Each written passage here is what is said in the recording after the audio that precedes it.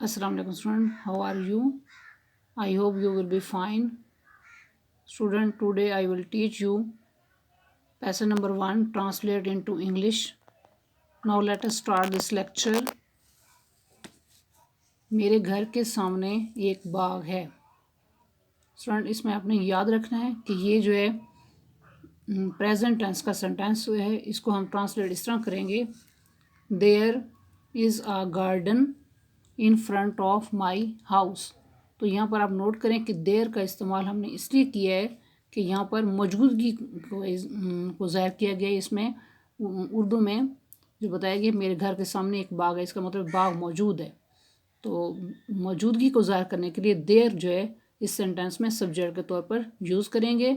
और ये present tense का सेंटेंस है क्योंकि इसमें आप नोट करें कि है दिया हुआ है।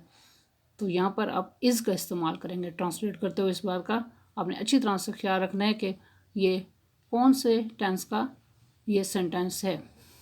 नेक्स्ट, इसमें बहुत से पौधे और दरख्त हैं। तो ये भी प्रेजेंट टेंस का सेंटेंस है। इसको हम कैसे हमें समझेंगे कि इसमें हैं दिया हुआ है। यहाँ पर भी सब्जेक्ट जो है हम देयर का इस्तेमाल करेंगे क्योंकि यहाँ भी मौजूदगी को ज़ाहिर किया गया कि इसमें बहुत से पौधे और दरख्त हैं, यानी कि मौजूद हैं। तो हम इसको ट्रांसलेट ऐसे करेंगे, इसमें देयर का इस्तेमाल करेंगे, there are many plants and trees in it. Next sentence, बाहर के मौसम में कई रंग के फूल खिलते हैं। ये भी प्रेजेंट टेंस का सेंटेंस है। यहाँ पर भी सब्जेक्ट देयर का इस्तेमाल करेंगे, there bloom flowers of many colours in spring. Next sentence, इनकी खुशबू इर्द गिर्द फैल जाती है।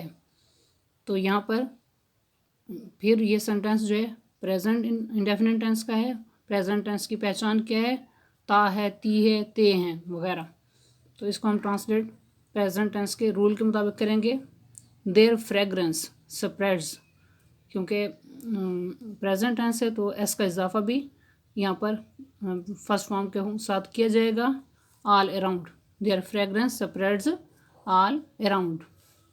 नेक्स्ट सेंटेंस, शाम को बाग आदमियों, औरतों और बच्चों से भर जाता है। तो ये सेंटेंस जो है प्रेजेंट टेंस के पैसिव वॉइस का है, भर जाता है। शाम को इसको हम ट्रांसलेट ऐसे करेंगे, in the evening the garden is filled. इनके पैसिव वॉइस में क्या करते हैं कि जो है इज एम आर के साथ थर्ड फॉर्म का इस्तेमाल किया जाता है, is filled with man, women and children. तो इस तरह आपने इस ट्रांसलेशन को समझ के करना है कि कौन सा टेंस है और ये इसमें कौन सी फॉर्म इस्तेमाल की जाएगी। तो इसमें आपने याद रखना है कि इसमें जो है ये पैसिव वॉइस का सेंटेंस है और इसमें third form is am are के साथ यूज़ की जाएगी। लोग इधर उधर फिरते हैं और लुत्फ उठाते हैं। People wander here and there and enjoy themselves. तो ये भी प्रेजेंट टेंस का सेंटेंस है। तो यहाँ पर भी फर्स्ट फॉर्म का इस्तेमाल किया जाएगा क्योंकि यहाँ प्लूरल है, तो इसलिए आप एस का इजाफा नहीं करेंगे। नेक्स्ट सेंटेंस, बच्चे बाग में दौड़ते हैं। ये भी प्रेजेंट सेंटेंस है, प्रेजेंट टेंस का। तो यहाँ पर इसको ट्रांसलेट ऐसे करेंगे, children run around in the garden.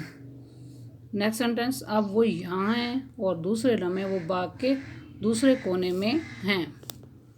तो इसको ट्रांसलेट ऐसे करेंगे, now they are here and at the next moment they are in the other corner of the garden. ये भी प्रेजेंट टेंस है। रिमेनिंग जो पैसेज का रिमेनिंग पार्ट नोट करें, हर शाम मैं भी बाग सैर के लिए जाता हूँ। तो इसमें आप नोट करें, जाता हूँ। I also go to the garden for a walk on every evening.